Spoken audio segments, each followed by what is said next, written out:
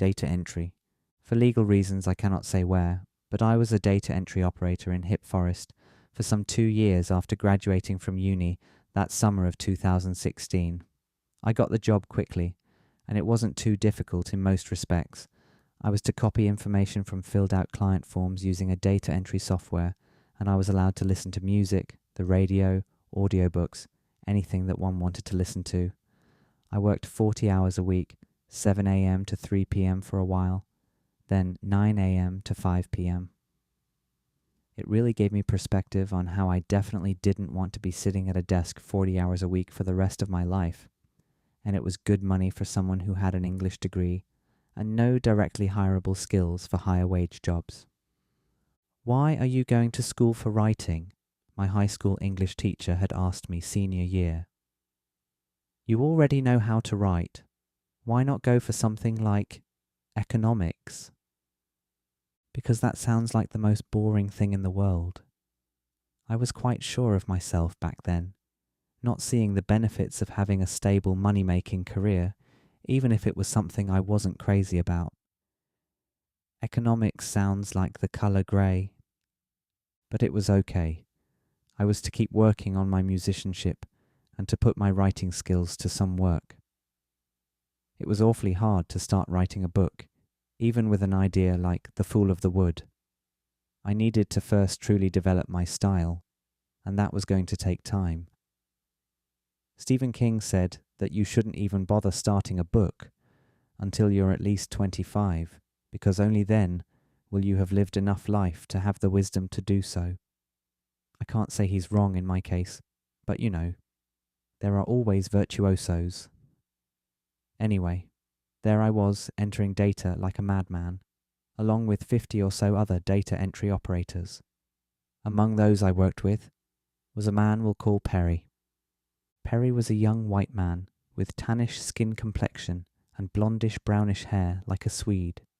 Even though the dress code was not strict at work, he routinely showed up in a variety of suits and ties, with his hair slicked back and combed down, with who knows what product.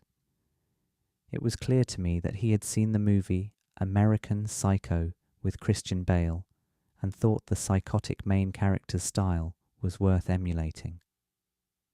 He always kept a stern look on his face, which I would consider stoic, if he didn't in reality always look visibly annoyed. One could hear him stomp around the office in his fancy shoes, and his face suffered bi-weekly breakouts due to his diet of absolute garbage. How did I know it was garbage? He started every morning with a Mountain Dew and a bologna sandwich. Socially speaking, he talked to no one, unless he felt the need to audibly disagree with someone else's opinion in the break room. And when he did talk, it came out sounding like Dracula with an American accent. Dark, disturbed, and riddled with malevolence.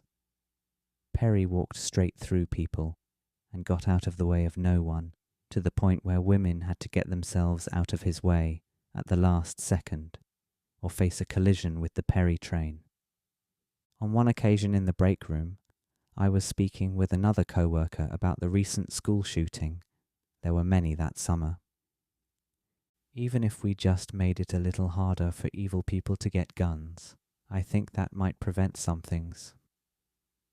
It was obvious to me. It was too easy for deranged murderers to get guns. They would still be able to get them, replied Perry out of nowhere, from a different table where he sat alone. And besides, no one is really evil.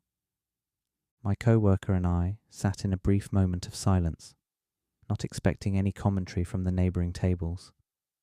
I mean, sure, maybe no one is really evil, but you know what I mean, man. Let's call them the people whose psyches lead them to shooting up schools.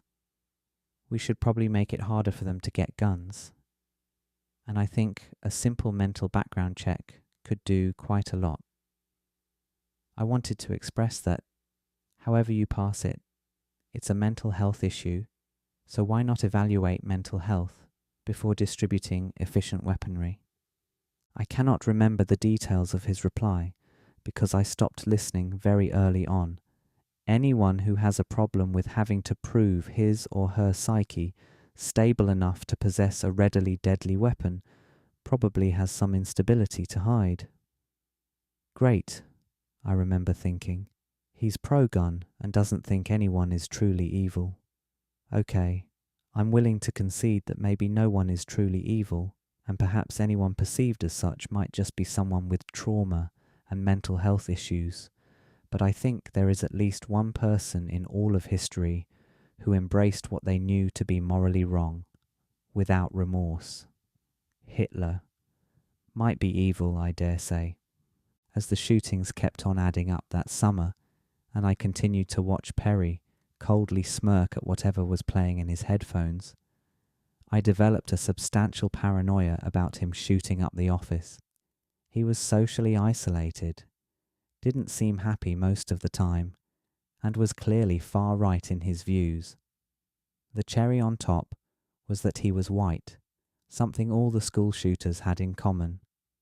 I wouldn't have been as worried if he didn't needlessly bring a suitcase to work every day. Needlessly because we were actually forbidden from transporting paper documents in and out of the work floor. Why bring a suitcase to work if paper is not allowed? Aesthetics. He seemed to purposefully never hold doors for me if I was entering the sales floor behind him. But luckily for me, that was about as bad as it ever got, and I didn't face my demise at his gun-bearing hands. I also found out why he brought his suitcase to work. It turned out he was just really into designing mechanical bodysuits, and that's where he kept all his sketches. Of course I should have known.